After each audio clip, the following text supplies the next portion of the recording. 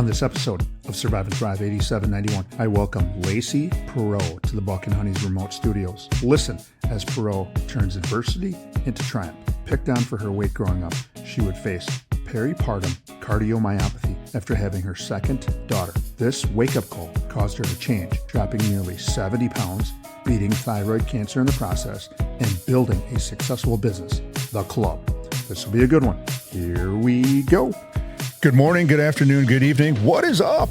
Wherever you are, whatever you are doing, I hope you are having a great day. Welcome to another episode of Survive and Thrive 8791. I'm your host, Coach Decora. We are in the Buck and Honey's remote studios on the north side of our great capital city of Madison, Wisconsin. As a matter of fact, we are at the club today. You can follow the podcast on Spotify, Apple Music, iHeartRadio, and YouTube at Survive and Thrive 8791. You can also follow the podcast on Facebook at Survive and Thrive 8791, the podcast. Or you can follow me on Instagram and Twitter at TDecora 8791, as well as hitting me up on Facebook at Tim Decora. Don't forget to hit that subscribe or like button wherever you listen to the show. Leave me a comment if you liked what you heard. If there's a topic or you know a guest who would love to tell their story, email me at tdecora@gmail.com. Glad you could join us today again. Our mission is to share stories and conversations that make you cry, laugh, and think, stimulating emotions, creating laughter, and inspiring the mind. A new episode will air on Monday and Thursday morning featuring a wide range of guests. The podcast will touch on many subjects such as grief, loss of a loved one, recovery, professional setback, divorce, success despite challenges, etc., etc. Our guests will share how they learn to survive and thrive. This is where we get into a little bit of an intro about, spit some statistics out from the internet. So we're going to talk to Lacey Perrot here. And according to the internet, and the internet is always right, correct, Lacey? Sure is. Sure is. From a data brief in July of 2018, and a little bit old, but still relevant, from the CDC, and everybody knows that from COVID, the Centers for Disease Control and Prevention, according to the National Health and Nutrition Examination Survey. And I've got Ann Haynes, 49.1% of U.S. adults reported trying to lose weight in the past year. And it was an extensive study that lasted from 2013 to 2016. This percentage is higher among women, 56.4%, than men, 41.7%. Long-term weight maintenance. After 5 years, only about 25% of people who have lost weight are able to maintain a weight loss of 10% or more. And you are in the minority when it comes to this because, you're in that 25%. And if you're like me, I always seem to put a little bit of it back on. But today, I welcome Lacey Perrot to the Buck and Honey's remote studios at the club. Raised in Antigo, Wisconsin, Lacey is a former Red Robin. After high school, Lacey would jump into the work world wearing many hats. She has worked in the cosmetology field, restaurant, hospitality business before settling on running her own business. Lacey just celebrated her and her business's 5th year anniversary as owner and operator of The Club, a business who specializes in healthy teas, smoothies, and other nutritional treats. Today, I'm so glad you could join us. Lacey Perrot, what is up? I love when you say that. It's a great day. It's Sunday. It's beautiful out. I'm happy to be here, finally share my story with all of you. I know it's been a while for us to sit down and do this, so it's going to be great. Yeah, we've been trying to get this done. We're busy. We're busy. We're going to get to this. 5 years of owning your own business. And yesterday, and we're filming on Sunday, March 2nd. Yesterday, you had a little fundraiser for some of actually a former neighbor of mine. Yeah, the high school girls. Reagan, yep. Yeah. And they came in and did a little fundraiser for leukemia and lymphoma. Mm-hmm. Such an awesome dealio to let those kids come in here. Go ahead, Ken. Yeah, talk on that? Yeah, it was super cool. We actually raised $425, so I can't wait to give that back to the girls. And it was super cool. This was their idea. They approached me and they're like, hey, can you help us?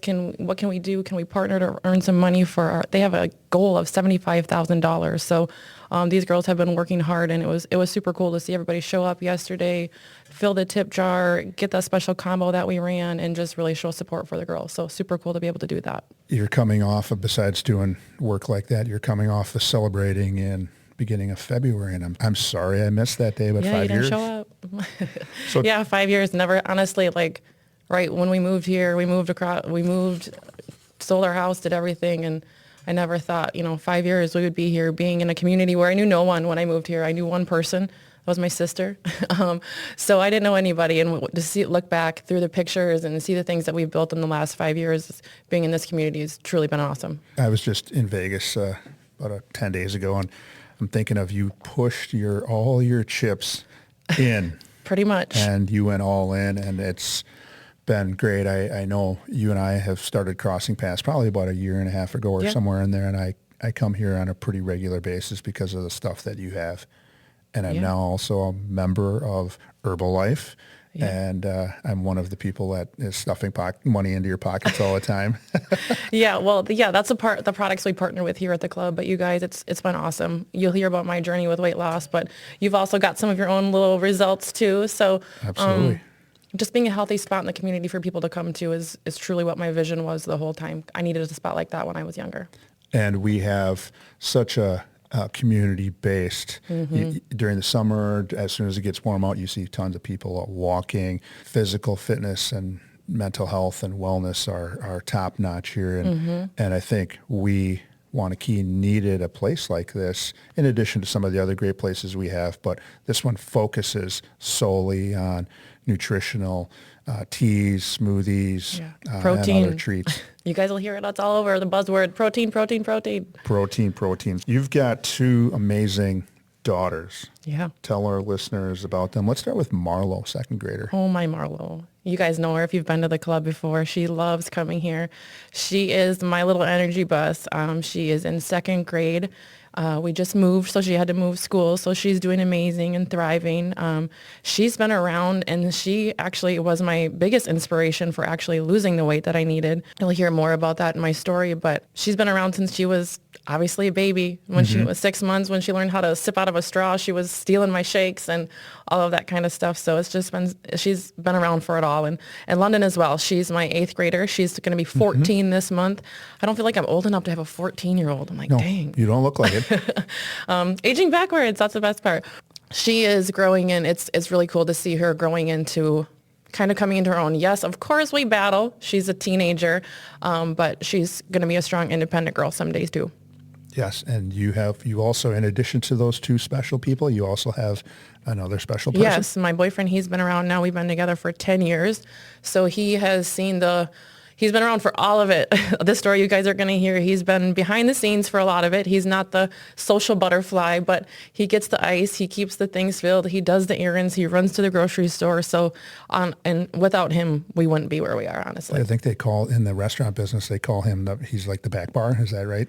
Oh, yeah. What's that called? The bar back. Or the bar back. Yeah, the bar back, not the back bar, but he's the bar. Yeah, and he's oh my God, what are we going to do? I need to run to the store at midnight and get this, or I can't sleep because I'm nervous about something we have. And yeah, he's truly been there for it all. And this spring, you're taking the big leap of faith and you're venturing into the travel basketball circuit this spring. And I know you've got a big schedule, which includes, I know for sure, a trip to Houston, Texas. Yeah, so tell us about what Louisville. Are you looking forward to that? Yeah, I am. We booked our flights. My daughter I'm so proud of her. She's been working her butt off and really working. She loves basketball. That's the only sport she plays. And, she's ready. She wants to play in high school. She wants to play in college. She wants to do all those things. So she was actually approached by a guy who at one of our tournaments was like, I want you on my team. And we're like, oh my gosh, we didn't know what this was going to entail. We had never gotten something this big. And it's truly an accomplishment for her to be recognized for all of her hard work. Yeah, we're traveling it up. And I just can't honestly, yes, the travel is going to be amazing. The games are going to be fun. But honestly, I'm just looking forward to spending some really good quality time with her too. I feel like these are super important years to be present, be around. The more you can be around your kid at this age so that they they talk to you, they tell you things, I think is probably the most important part. Yeah, having done that with each of my three kids at some point, the travel, basketball or football, I look back on those times of, we were in the car together and 2-hour plane rides and car rides, and we just started talking about all kinds of things, or sometimes we didn't. But it kind of forces you to build that relationship that you already have. And and it's already starting now we have a little bit longer drive to practices and things, and just some of the conversations we've already had on the way there, I'm like, yeah, she's growing up. We need to be close. These are tough years in this crazy world. Well, I'm excited to learn more about your story, but before we get to that, I need to talk about our sponsor. Our sponsor, Buck and Honey's Restaurants, are a place that people can escape to. For me, it's a great escape from cooking dinner. Are you the dinner cook? Oh, yeah. Oh, yeah. With their great food and drink menu, 5-star customer service, very much like the club, and a welcoming and vibrant atmosphere, people keep coming back. With locations in Sun Prairie, Monona, Wanakee, and Mount Horeb, most communities in the Dane County area can get to a Buck and Honey's within 10 to 15 minutes. Drum roll. Have you been to Buck and Honey's? Yes, I have. You have, and they've got some really, really good water. Yeah, we had a women's meeting there. I'm part of another group of awesome business owners, and we like to have our meetings there, and they like to have some cocktails, but they have really great water with lemon for me. Yeah. I know we talked off air before when we setting this thing up, and you said you hadn't been there, so I think I might have to invite you out for some Well, we were pizza. supposed to eat, but we got talking and had too much fun as ladies, and then we never ordered food. On the podcast, our guests will follow the format for sharing their story like this. In segment 1, we talk about what was it like. So we'll hear about how Lacey grew up and what happened. And then in segment 2, we also continue to talk about what happened, and then we get into what it's like now.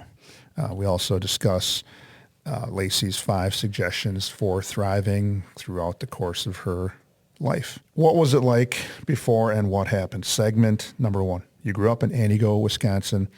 That's one of the few places in the state of Wisconsin that I have not been to. I mean, there's surprisingly at my age, I've not hit all of the communities in the state, but I'm very familiar with that. It's in north central Wisconsin, probably just between Green Bay and maybe Stevens Point, Wausau, somewhere tucked in there. Yeah, I always tell people it's to the right of Wausau.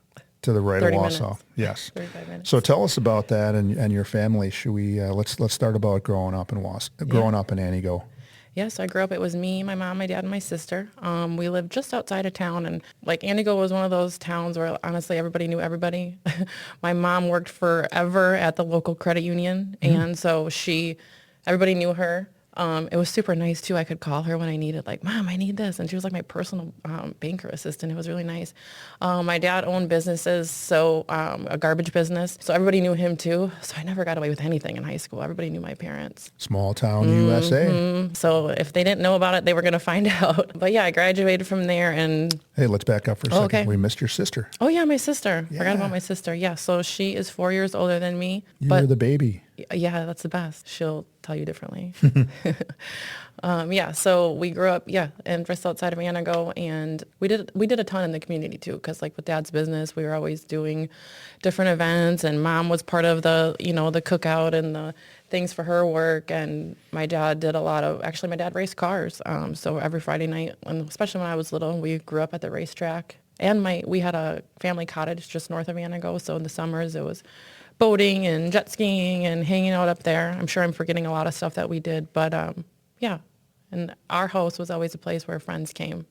So my mom and dad always said they wanted us there versus out and about. Out and about, yeah. That's a good thing. So when you graduated from high school, Antigo High School, did you know what you wanted to do? I know being a high school teacher for almost, over half my life, talking to kids, some of them know what they do want to do. Some of them want to go and venture out, and some of them have no clue. Did you? Yeah, I did. I always knew I wanted to be a hairstylist. I have actually a picture. I think I was like 7. I had this cute little vanity set, and I would always do my friend's hair, and like they would come over and we would sit there. And I was always, then once I got old enough and I was going to the store and buying all that terrible box color and messing up my hair, and then I'd have to go to my hairstylist and have her fix it. But it always intrigued me and it always inspired me. So I knew I wanted to get into that, the hair business. So I actually graduated high school early and moved off to Wausau and started my cosmetology schooling right away at 18 and a half. So, yeah. Okay. You've had a lot of life and work experiences. I think you also worked in Green Bay Yeah.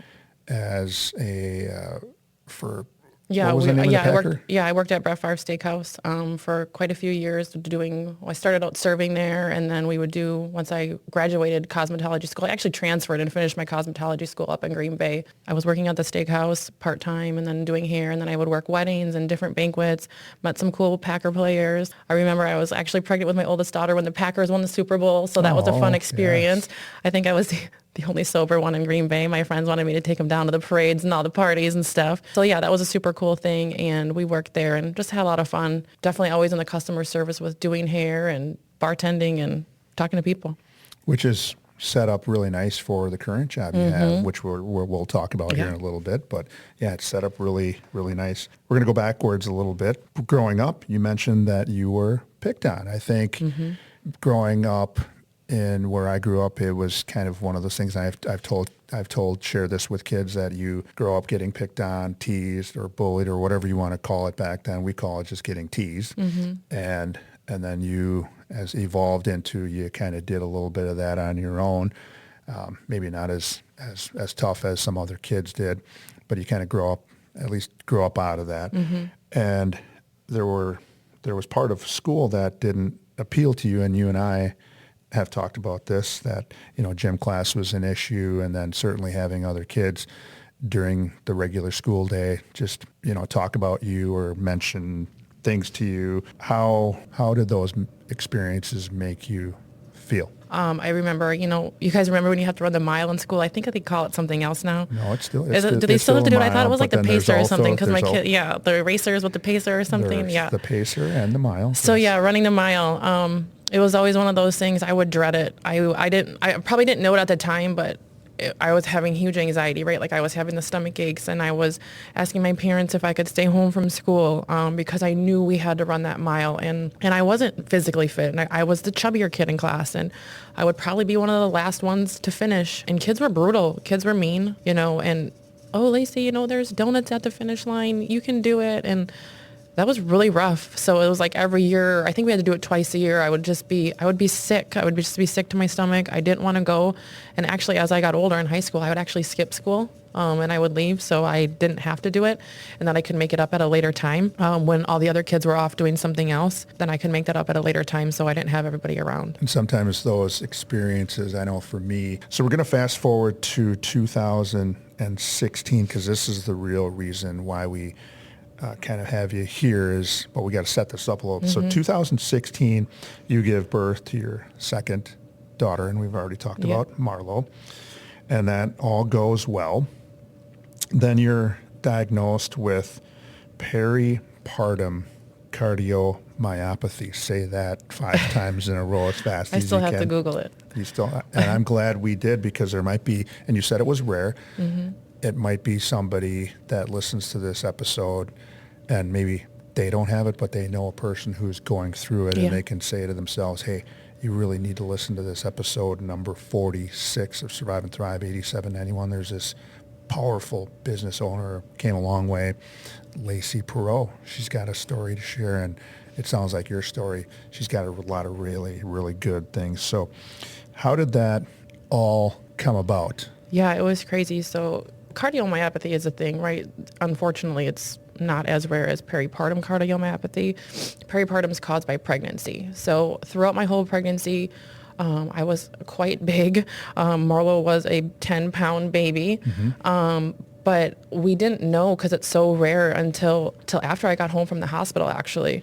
About 2 weeks before I was having her, I was actually still cutting hair at the time. And I thought I was having a panic attack. I had never had one before, but that's what everybody, I had called my doctor, and I was in the back room of the break room at the salon, and I was actually breathing into that brown paper bag that does that really even work? But I think it does. Yeah, it does. They were basically walking me through what they thought was a panic attack. Luckily, my customer was super cool. Somebody else finished his haircut. But then there was no more work. I couldn't work for a couple more weeks until I had her, and I didn't know I had it till actually we got home from the hospital, and we had her scheduled C-section and all of that kind of stuff. And we got home from the hospital, and I would get up to like make her a bottle or get from the couch to the kitchen and I couldn't breathe. Like it was like I had just ran a mile. I couldn't breathe.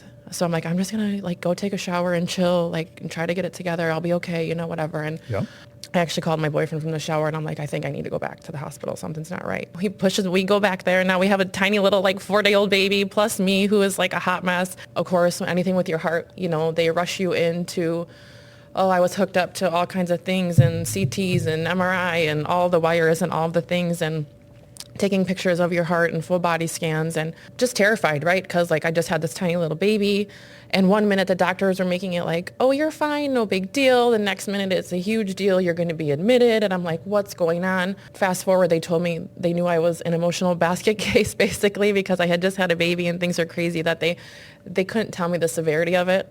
Now, mind you, this was a week before Christmas. So you're crazy about that. So I'm in my head like, I have another little kid at home. I need to be Santa. We need to do all of the things. And like, how am I going to do this? They're talking about me being admitted. Now he's going to have to go home with the baby and he's worried. And it was just a lot. It was a lot of emotions. Luckily, I didn't get admitted. They were able to give me some medicine to go home, rest and relax. And then I was going to follow up with my doctor that following week. So I went in for that appointment and they showed me actually the scans from my heart. Like if you put your fist together, like your heart is like that. Mm-hmm. Well, if you open up your hand on the one side, my one side was twice the size of what it needed to be. Yeah, so I went in for echocardiogram and it was so crazy. I went in that morning, I think it was on the 4th floor. This was at the hospital in Green Bay at the time. And I walk in and it's a bunch of elderly people up there, almost like coffee clutching. They're like, oh, honey, what are you doing here? You're too young to be here. And I'm like, I don't know. My doctor sent me here. Like, I'm just here. Even the guy who we went back, he did the echo and he's like, why are you here? Like, I was 27. He's like, you're too young. There's no reason. I'm not going to find anything wrong with you. And sure enough, he was going through all of his stuff. It was about an hour procedure thing that they had to do. And he called in the doc afterwards and he's like, I didn't think I was going to find anything. But when we do this test, we actually test for 10 different things. And you were a little bit off in every different level. Crazy to think about. And I'm now fine. I have to go every year and then every 2 years for an ultrasound and they check and make sure everything's good. Caused by pregnancy, but unfortunately I can't do any like blood donations or anything like that because once you have a heart condition, you always have it. But that was kind of the moment that I went back to my doctor and at 27, they told me we should really have that conversation that you definitely probably shouldn't have any more kids. Your heart could handle it or honestly, it could explode. And I'm like, oh my God, I'm 27. Like that is a huge, like, what if I want more kids? Like I'm so young still, I don't know. But it was kind of that eye-opening experience of like, time to get your crap together, time to get it together. And they told me, the doctor looked me dead in the eyes. He's like, you have 2 little girls at home. You need to get your shit together basically and be there for them. So that was kind of my eye-opening call that, I was extremely overweight. Maybe not extremely, but I was definitely overweight. It was kind of my wake-up call of like, I got 2 little girls I got to be there for. Rolling with some good. I was good. You were rolling with some good stuff. So you talked about that wake-up call. Mm-hmm. You're probably not the only person that's had it, but you are the one, and probably in a small minority, that took that call and said, I've got 2 young daughters to take care of, and if we could have had a crystal ball to look into the future, I've got 2 young daughters to take care of, and I'm going to be owning this successful business in this town that I don't even know about, but I've got to get my stuff together, and you have. Mm-hmm. So because our listeners want to hear how this turns out, because we're going to still talk about the what happened and then the coping strategies, because we're here to not only help each other, but we're also here to help anybody else that is going through this particular type of thing, peripartum cardiomyopathy or something similar. You can help somebody out. We're going to see how you work through that. And I need to talk about our sponsor one more time, but Buck and Honey's has been with the Survive and Thrive 8791 crew since the beginning. With 4 locations in the Madison area, 1 is always near. People ask me why Buck and Honey's owner Tom Anderson places a high priority on the mental health of his employees. He has a mental health professional available for them should they need support. I don't know how many businesses go above and beyond their EAP, Employee Assistance Program, but Tom and Buck and Honey's does. In 2016, you bring your second daughter home, and as it turns out, you go right back to the hospital with some complications of your own. You're diagnosed with peripartum cardiomyopathy, and you get a wake-up call. You have 2 daughters to take care of. Lacey's going to take us through what those next couple of days, weeks, years look like in segment 2 and how she decided to lose almost 70 pounds and start her own business. Please stay tuned. Don't change that channel. You're not going to want to miss segment 2 of Survive and Thrive 8791. We'll be back. If you, a loved one, or someone you know is experiencing a physical, mental, or emotional crisis, there is help and resources out there. Contact NAMI, the National Alliance on Mental Illness Helpline, at 1-800-950-6264. This is a free service providing information, resource referrals, and support to people living with a mental illness, their family, providers, and the public. United Way 211 is available 24/7, 365 and offers free confidential assistance. They connect people with the local programs and services that can help. Dial 211. Emergency crisis services, dial 911. The Suicide Prevention Lifeline, dial 988. To connect via web, chat, visit suicidepreventionlifeline.org. Along with those numbers, there is help. You just need to say 3 words. I need help. Now, back to the show. We are back. Welcome back to segment 2 of Survive and Thrive 8791. I'm your host, Coach Tim Decora. The podcast is where I feature guests who share their story in hopes of helping others who may be struggling with what life throws at them. Lacey Perrot is thriving, recently celebrating 5 successful years as owner and health coach at the club. However, before that, she had to navigate some health struggles that would force her to take control of her mental health and wellness and physical health and lead to a better life. So segment 2, you work your way through peripartum cardiomyopathy. You said, just say the hard thing. Yeah, just say the hard thing. Just say the hard thing. So during that time, we talked about you got your little 4-day-old baby daughter back home, and then you're kind of going through some things, and you got to go back to the doctor, and they talk you through what you got. What was your mental health like at this time? I know you talked about the panic, and we talked off air that sometimes panic is anxiety elevated times, whatever you want to look at, 100, 500. Or depression, or a combination of both. What was your mental health like at this time? Yeah, honestly, it was a mixture, right? Panic. Oh my gosh, what are we going to do? Am I going to be okay? And maybe I really didn't even know what I was feeling. I didn't know like what anxiety or panic or any of that actually felt like then. Because right, you're 27. Yeah, it can show up differently. It was more of just like a, holy crap, what are we going to do? I have to be a parent. I had this diagnosis. Is it going to haunt me for the rest of my life? Am I going to be able to get better? Like, it was so much unknown, plus having a little baby. We go back even further back into when you were a young kid. Did you have those same feelings of like you're running the mile and you don't want to be there, and that kind of that same being queasy, and so some of those symptoms were coming and daunting, back. right? Yeah, because obviously I kind of knew in the back of my mind the answer was I needed to get healthier. But then all of that stuff popped up of like, all the stuff like, am I going to actually be able to do it? I've tried so many things in my life already, at this age, some healthy things, some not so healthy things. And I battled with weight for a long time. So I think this was like the slap in the face of I actually have to do something, and something has to work this time, and it has to work. Like I have to do it. Which I think leads to, we're going to bring this up at the end a little bit, but you being a role model physically, mentally for some of the young customers that you have. You're in an interesting position where you can give some advice, and you can say, a lot of you are in shape right now. Stay in shape, because it's easier to stay in shape than it is to have to get back into shape. I can relate to exactly how they're feeling, when they're overweight and depressed and feel like nothing is going to work. Or when they step on the scale for the first time and they've lost their first 5 pounds, when they've hit 25 pounds. Like, I remember those days so vivid of standing on the scale and celebrating and being excited. So it's like, I can relate to people, and I can 100%, like when you say like, oh, I can understand how you're feeling. It's like, well, you can't always say that in every situation, but I truly can understand how they're feeling because I felt the same exact way. You've traveled the same path, or you're going down that journey. And it's hard some days. It's hard some days. So it's okay. Yeah. You decide to join an online weight loss challenge for support. And it's one that you started with, and you've been with them for close to 10 years now, either as a customer or now as an owner and an operator. Explain what that is for the crowd. I actually saw my friend getting some awesome results using these weird products. She was posting about these shakes and fun looking teas and stuff. And in my head, I was like, I'm never going to drink that stuff. But here we are.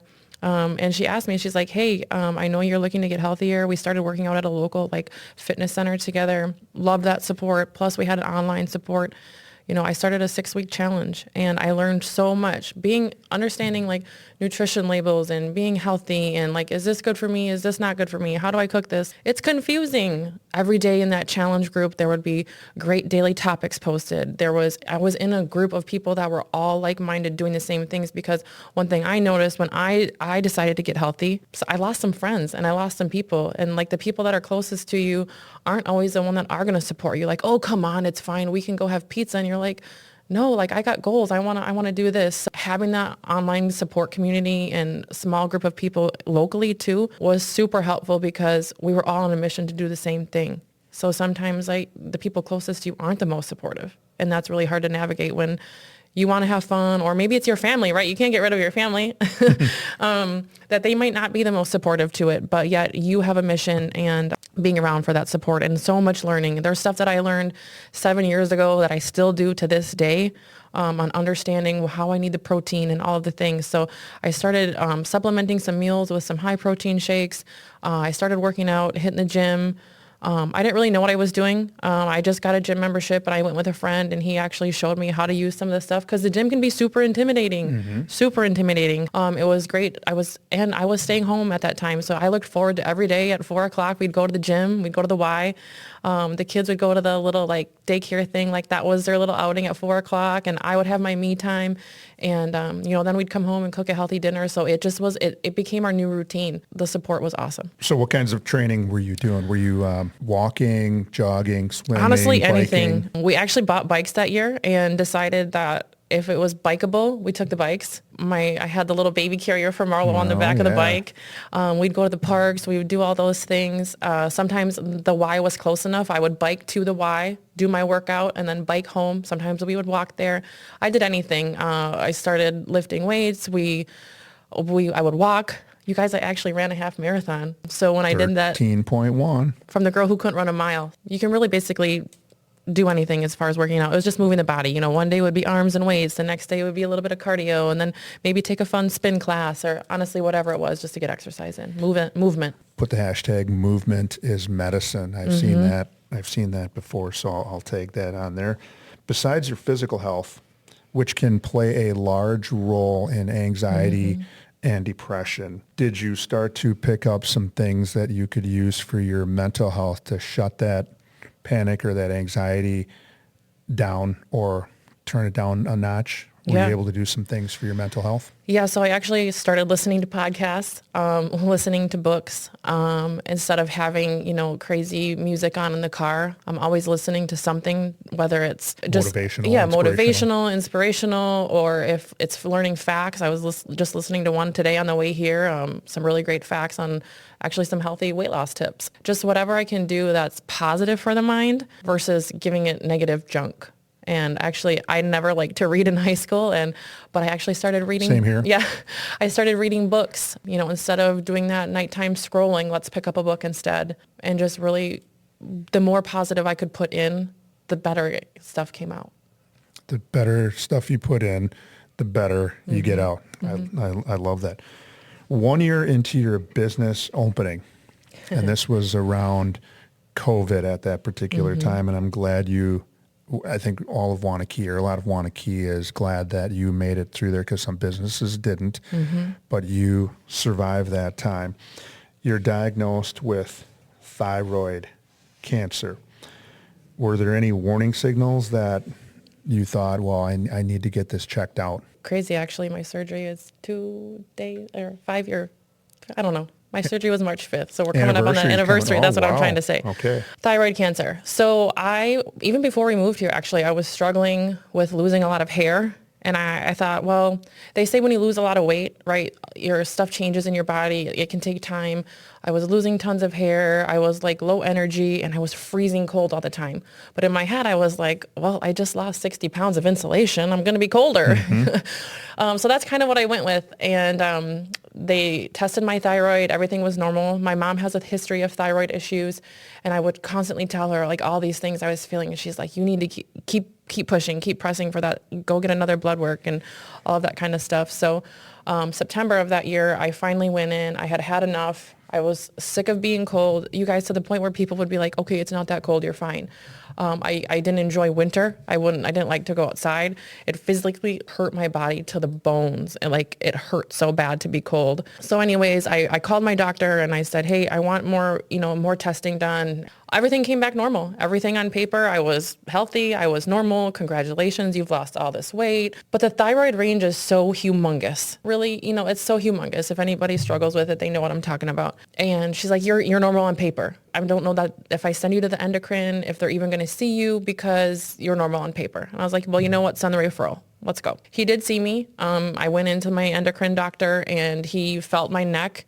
And he actually said to me, he said, do you have time actually today to go down to ultrasound? Well, I'm here. Yeah, like whatever. Let's just go do it. So we went down to ultrasound and they found some bumps on my neck, nodules. That's what they're called. He said, let's schedule a time let's do a biopsy on those. I want to make sure we're good. So I'm like, oh my gosh, you guys. And if you ever had a biopsy, it sucks. It's painful.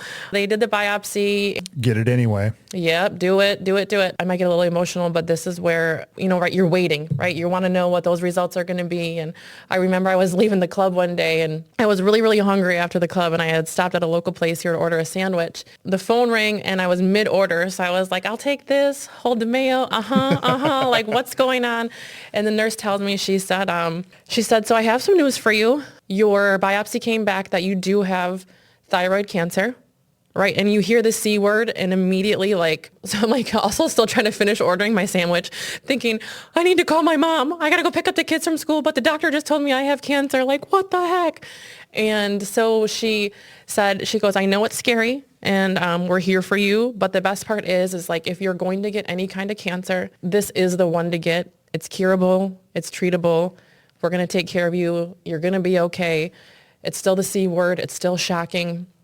And they just said, call us back once you get home if you need anything and, we'll talk about next steps. So of course I called my mom and we're crying together and all the stuff. And we just talked like everything's going to be okay. And so, yeah, called my boyfriend and then did we tell the kids, like they're still young. What do we do? Mm-hmm. Honestly, I don't even remember at that point how we told the kids.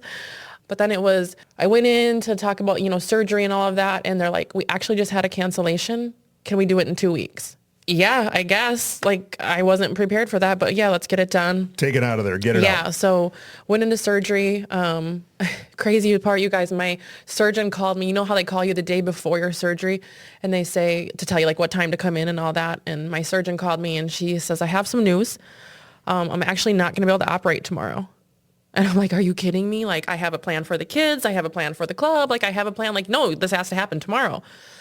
She had something tragic happen in her life. And I'm like, kudos to her for letting me know that she wasn't in a space to operate. I appreciate that. But she said her boss would do the operation. She was going to go through all of my charts and everything. And if she had any questions in pre-op, we would go over it. And we get to pre-op the next day, and you guys, so it was still COVID. My mom had to drop me off. I was in this room all by myself. I had nobody there. It was scary. She gets with pre-op and she's like, did anybody ever talk to you about your calcium levels and things like that? And I'm like, no. And here I was red flagged months back about how bad, because you have a parathyroid too. You have 4 of them. They're supposed to be the size of a grain of rice. Mine was the size of a small boneless chicken wing. So they took that out too, 9 lymph nodes. And then after successful surgery, went home. And the hardest part is what people don't see is like, your thyroid is your hormone. It controls everything. I had no idea that this little thingy in my neck controlled so much of my life, how I felt, my hair falling out, my body temperature, my energy, my weight, your metabolism. It's huge for that. So yeah, we had the surgery and then I had to do iodine radiation. So iodine radiation is a little bit different than like what people think of their like normal cancer radiation.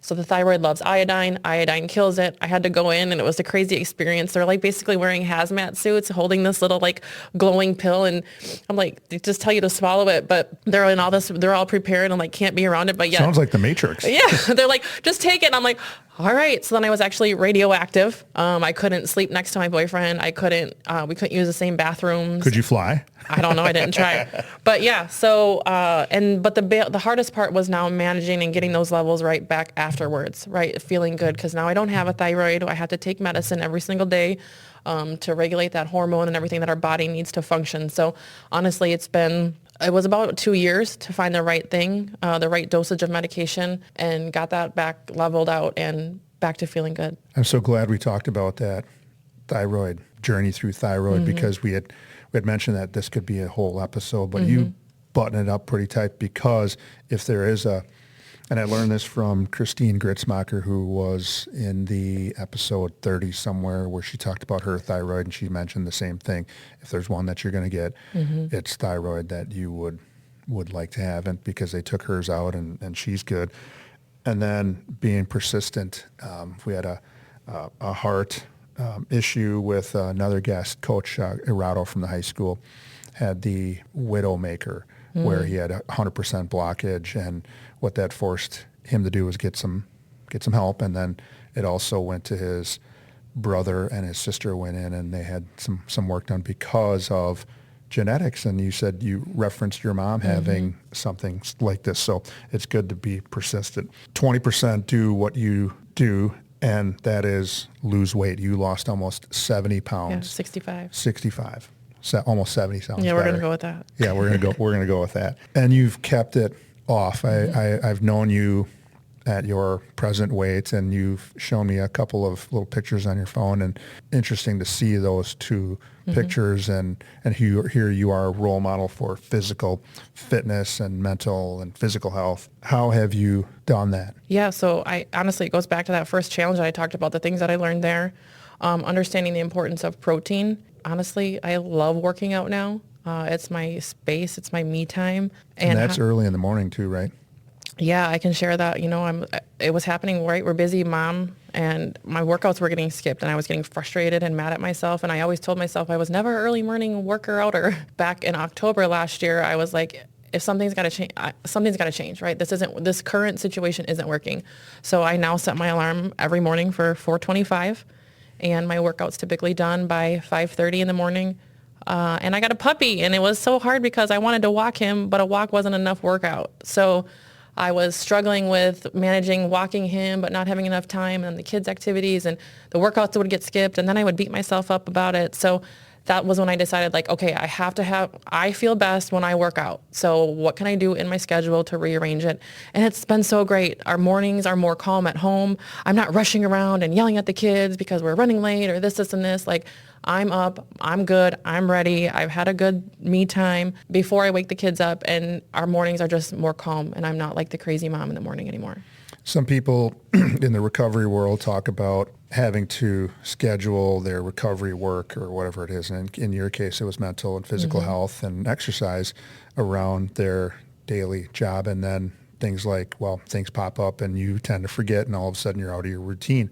Where successful people in recovery tend to schedule their work and their family life around their recovery and working out. And that's probably the thing I just gleaned from you, is that you schedule your life around making sure you get your workouts in, making sure that puppy was getting his walk. And you probably incorporated the walking the dog as part of the exercise routine.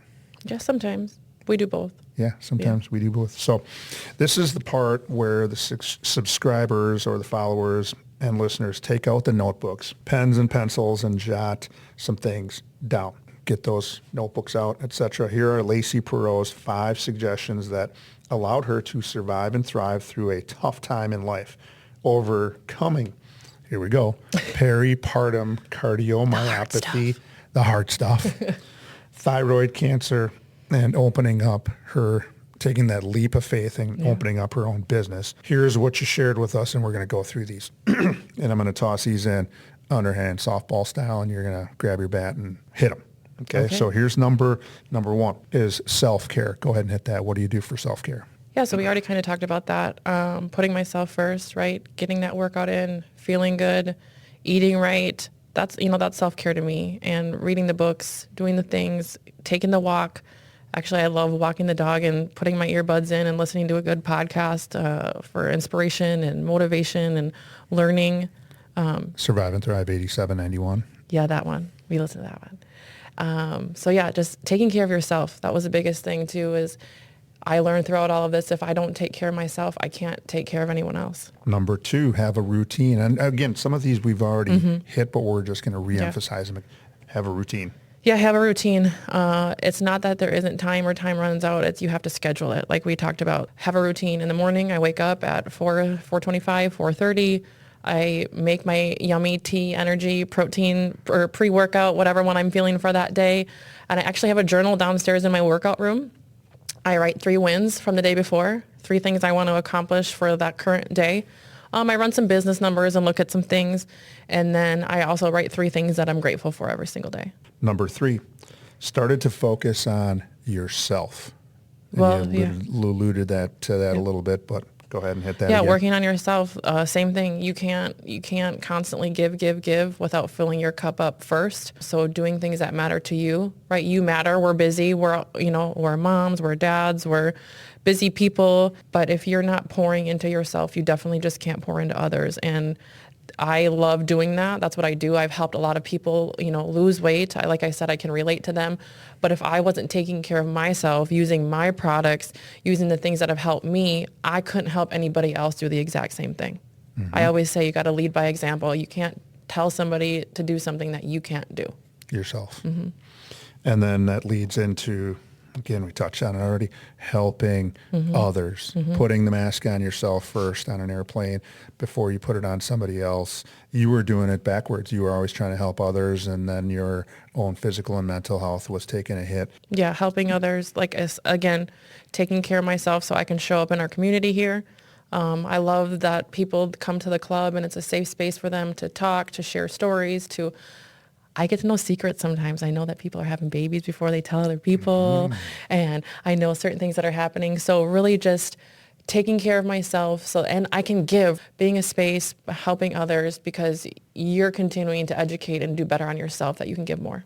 So other people are helping you, and you're just paying it forward and helping other people. And the last part, which I think back to way back when you were in school, maybe not having some confidence in yourself. You exude confidence. You are a very confident person without being arrogant. It's confident with heart. That's what I get from you when I come in and we talk.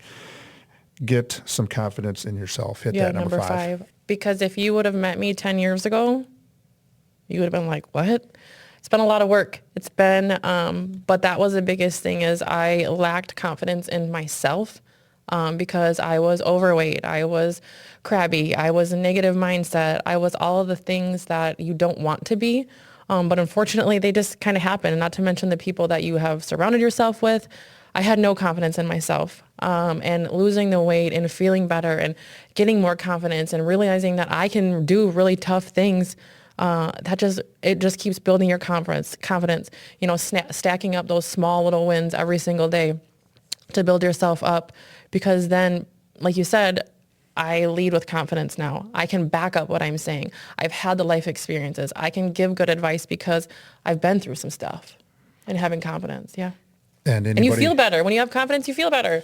And anybody who wants to get or find a way to lose some weight, I can, as a former fire teacher, say, get moving, do something, weight train, get on a piece of equipment. Or now I can also say, there's this friend I know down at the club downtown, and a lot of people have been here before. Really?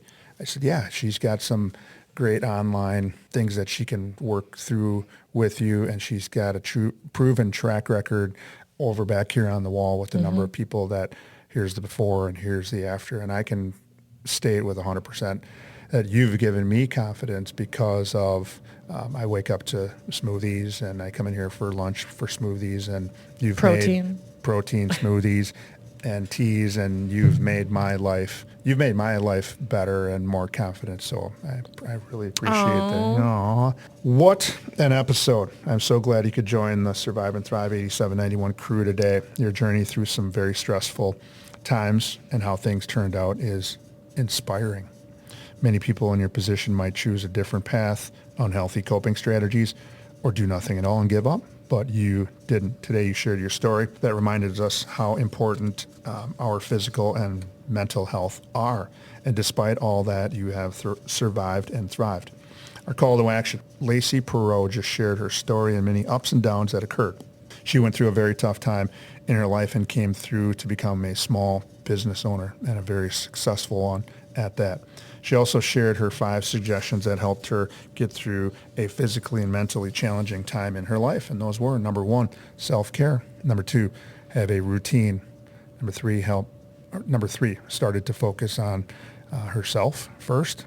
And number 4, allowed her to be of help to others. And then number 5, through all of that work, she's gotten some confidence in herself that maybe she lacked before. Mm-hmm. Final thoughts as we close another great episode of Survive and Thrive 8791. Are there any final thoughts, Lacey? Yeah, of course. Of course, thank you for having me today. It's been a process, like I said, but I'm glad that I've been able to share my story. If you are looking for any help with any weight loss goals or extra motivation or understanding what your protein number is, stop in to the club here in Wanakee. We have a website. It's theclubwanakee.com. We have Instagram at the Club Wanakee. My personal Instagram is just my name at Lacey Perrot. I'm always here to help. I am here to support people because, like I said, I remember being in a dark place with my weight, and it was heavy. So I'm here to help, and I totally understand. And I never judge. I never judge anybody. I've heard it all. I feel like I've seen it all. We've helped people lose 5 pounds. We've helped people lose 65 to 100 pounds. So, and they're thriving. So they're thriving. Yeah, if I can leave one final thing throughout my whole journey and throughout everything that's happened is just, instead of like you were saying, we could do nothing, or I could go hide and never come out of my house now, right? Like I had a hit with thyroid cancer, COVID happened, I just started my business, all these things. It wasn't of like a poor me, why is this happening to me? But always looking for the lesson in something. If something bad is happening to you, it's not a why is this happening to me? It's what is this teaching me? Look for the lesson. Where is the lesson in this? How is this making me a stronger person?